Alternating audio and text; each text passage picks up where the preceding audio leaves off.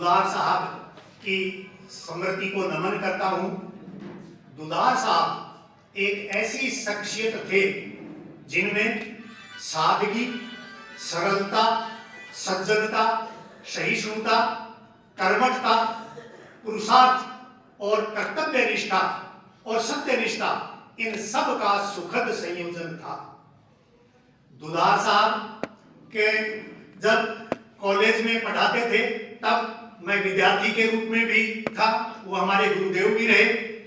बाद में जब हम लेक्चरर बन गए उसके बाद में उनके सहकर्मी बनने का भी अवसर मिला और उसके बाद दुलार साहब का प्रमोशन होकर के जब वो प्रिंसिपल बने तो उसके बाद उनके सबऑर्डिनेट अधीनस्थ रहने का भी सौभाग्य प्राप्त हुआ। दुलार साहब बहुत ही शालीन व्यक्तित्व के धनी थे। विद्यार्थियों में जैसा उनका नाम था दुलार, इसी तरीके से उनका विद्यार्थियों के प्रति जो प्रेम था, विद्यार्थियों का दुलार करते थे, शालीन व्यवहार रहता था। जो भी विद्यार्थी किसी भी संकट के दौर से गुजरता था या मार्गदर्शन की किसी विद्यार्थी को जरूरत रहती थी तो दुलार साहब सबसे आगे तैयार मिलते थे। हम जानते हैं, हम लोग बात जब कॉलेज में पढ़ते थे तब ग्रामीण पृष्ठभूमि के जो विद्यार्थी हुआ करते थे उनको उनका मार्गदर्शन करने वाले लोग गिने चुने थे। इस कॉलेज में भी हमने देखा है सिर्फ 3-4 लोग जिनके पास में जाने का, जिसको हाव कहते हैं, हाव ग्रामीण विद्यार्थी और किसी के पास होता ही नहीं था, परंतु उनके पास में जाने का हाव क्या कहना चाहिए, उनके पास में बिना किसी बेझिझक कोई भी विद्यार्थी जाकर के और उनसे सहायता हो, चाहे उनका मार्गदर्शन हो, वो प्राप्त कर सकता था। वे स्टाफ में सहकर्मियों के साथ में उनका जो व्यवहार था वो इतना सुरुचिपूर्ण था और उनकी हर बात में ह्यूमर, हास्य, जो भी वो बात कहते थे उसमें मंद मुस्कान के साथ में हास्य के भिगो करके और बहुत गहरी बात कह दिया करते थे। उनकी दोस्ती जो हमने देखा यहाँ चूरू के नामी और उस समय के चिंतक नौरत्नमल जी धारीवाल साहब उनके डियरेस्ट फ्रेंड थे, एकदम नजदीकी मित्र, अंतरंग मित्र के रूप में नौरत्नमल जी धारीवाल साहब थे। उनकी जोड़ी अपने आप में अद्भुत थी। दुलार साहब जहां भी रहे उन्होंने अपने व्यक्तित्व की जो छाप है वो हर जगह छोड़ी। लंबे समय तक, दीर्घ काल तक उनकी कर्मस्थली ये लोहिया कॉलेज चूरू रहा। उसके बाद में प्रमोशन होने के बाद में कुछ समय तक वे गवर्नमेंट कॉलेज सूरतगढ़ में प्रिंसिपल रहे और थोड़े कम काल तक ही रहे। उसके बाद में रामगढ़ शेखावाटी कॉलेज में वो प्रिंसिपल के पद पर रहे। 1993 में वहां से सेवा निवृत्त हुए। दुलार साहब सेवा निवृत्त होने के बाद में उन्होंने जीवन की एक नई पारी अपने आप में शुरू कर दी। लोग रिटायर होने के बाद में निष्क्रिय होकर के और एकदम ऐशो आराम की जिंदगी जीने के लिए घर में कैद हो जाते हैं, परंतु दुलार साहब को ये गवारा नहीं था। दुलार साहब इतने सक्रिय बने कि यहाँ की जो चूरू बालिका महाविद्यालय उसमें वर्षों तक वो प्रिंसिपल और डायरेक्टर के रूप में रहे और इस कॉलेज को नई ऊंचाइयां प्रदान करने में दुलार साहब का विशेष योगदान रहा है। इस कॉलेज में चाहे नई फैकल्टी हो, पोस्ट ग्रेजुएट सब्जेक्ट्स खुलवाने हो, हर काम में दुलार साहब ने अपने अनुभव का, अपने संपर्क का इस्तेमाल किया और इस कॉलेज को नई ऊंचाइयों तक ले गए। आजकल जगह जगह कॉलेज खुली भी हैं। आज वाली स्थिति वो उस दौर में नहीं थी। वहां पर ग्रामीण परिवेश की जो लड़कियां थी उनके लिए वास्तव में रहने और पढ़ने के लिए कॉलेज, जो लड़कियां कॉलेज थी वो ढूंढना बड़ा मुश्किल था, परंतु दुलार साहब के चूंकि पीढ़ियों के जो विद्यार्थी थे कॉलेज में पढ़े हुए, उनकी पुत्रियां हो चाहे ग्रामीण आमजन की जो लड़कियां थी वे ये जब उनके दिमाग में जब आती थी कि उस चूरू बालिका कॉलेज में प्रिंसिपल दुलार साहब हैं, तो बेझिझक यहाँ पर हॉस्टल में उनको वो छोड़ते थे।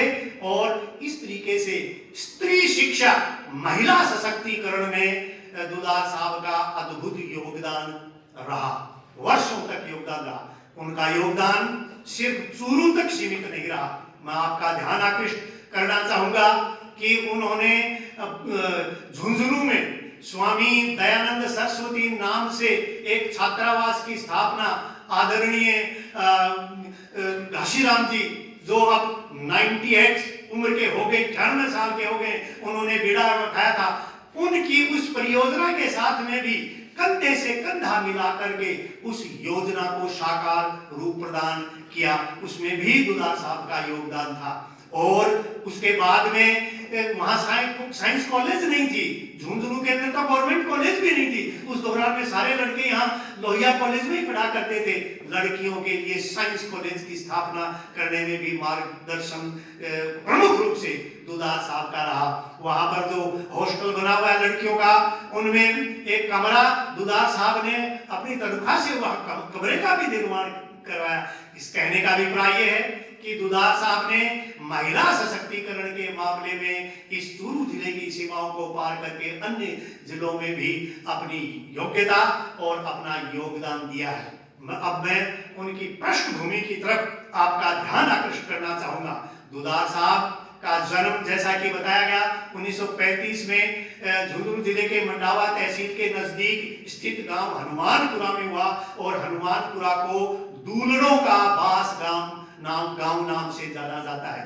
दुलार साहब उस दौरान पढ़ सके, क्यों? उस दौरान गांव में स्कूलें बिजली ही हुआ करती थी, परंतु उनको वो स्कूल सुलभ हो गई। कारण क्या था?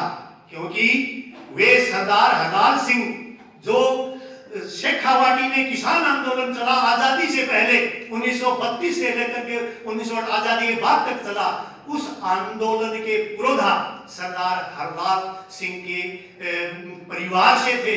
और सरदार हरलाल सिंह 1925 की बात है, पुष्कर में जाट सम्मेलन हुआ था, उसमें कई लोग वहां पर गए और एक प्रण लेकर के वहां जो गए वो लोग ये प्रण लेकर के लौटे कि मुक्ति का मार्ग सिर्फ शिक्षा से ही संभव है, जागृति शिक्षा से ही आएगी। और हरलाल सिंह जी, जो सरदार हरलाल सिंह थे, उन्होंने अपने गांव में स्कूल खुलवाने की व्यवस्था की वो, और इस तरीके से आगे बढ़े। सरदार हरलाल सिंह आजादी के बाद एमएलए थे कांग्रेस से, और उसके बाद में कांग्रेस के अध्यक्ष भी रहे। उस परिवार से नाता आदरणीय सोहन सिंह जी दुलार का था। अपने जीवन काल में उन्होंने कितने ही शिष्यों के भविष्य को संवारा है, कितने ही लोगों, कितने ही परिवारों का जो महिला की शिक्षा होती है उसमें परिवारों को प्रभावित करती है। और उस महिला शिक्षा के जरिए उन्होंने कई परिवारों का जो काया पलट है वो करने का कार्य किया है। खैर 2017 में आज ही के दिन वे इस दुनिया से विदा हो गए। परंतु एक बात मैं कहना चाहूंगा, 82 साल तक की उम्र में वो जिंदा रहे और अंतिम सांस तक सक्रिय रहे। और उनकी जो मृत्यु है, उस मृत्यु से भी दूसरों को रस्त हो सकता है। ईजफुल डेथ हर आदमी की तमन्ना होती है कि मेरी मौत सहज हो। उनकी मौत सहज, सक्रिय रहते हुए अचानक ही हुआ और वे इस फानी दुनिया से चले गए। मौत उनकी, जिनका जमाना करे अफसोस, यूं तो इस दुनिया में हर कोई मरने के लिए आया है। आज हमें उनकी मृत्यु का, उन्होंने बहुत ही सफल और सार्थक जीवन जीकर इस दुनिया से प्रस्थान किया था। उनके स्मृति को अक्षुण्य बनाने के लिए उनके पुत्रों ने और आदरणीय सावित्री जी के सानिध्य में उनके पुत्रों मदन जी और राकेश दुलार ने जो पुस्तक उपहार योजना में योगदान देने का कार्य किया है वो निश्चित रूप से सराहनीय है। क्यों? ये उनकी पुण्यात्मा को सबसे बड़ी श्रद्धांजलि है, क्योंकि दुदार साहब बहुत पढ़ने लिखने का शौक रखने वाले थे। जैसा कि आपने बताया कि उन्होंने रिटायरमेंट के बाद में अपनी आत्मकथा मेरा गांव मेरा देश और एक फतेहपुर के सोहनलाल दुग्गड़ जो नामी उदार मना शेर थे उनकी जीवनी भी उन्होंने लिखी थी। इस तरह किताब एक तरह से वो लेखक के रूप में और अपने साहित्य में भी रुचि रखते हुए अपनी यात्रा को पूर्ण किया था। ये उनको सच्ची निश्चित रूप से सराह सकेगा। पुस्तकों से यारी कीजिए, पुस्तकों से दोस्ती रखिए, वे आपका मार्गदर्शन करेंगी, मनोरंजन करेंगी। किताबें हमें हमारे दिमाग को भी समृद्ध करती हैं, व्यक्तित्व को अलंकृत भी करती हैं और हमारी काबिलियत में भी चार चांद लगा देती हैं। इसलिए ये जो प्रयास संस्थान की ओर से पुस्तक प्रदान करने का जो ये सराहनीय कार्य किया है उसके लिए प्रयास संस्थान को और दुदार जो परिवार है उसके को मैं पुनः धन्यवाद देता हूँ।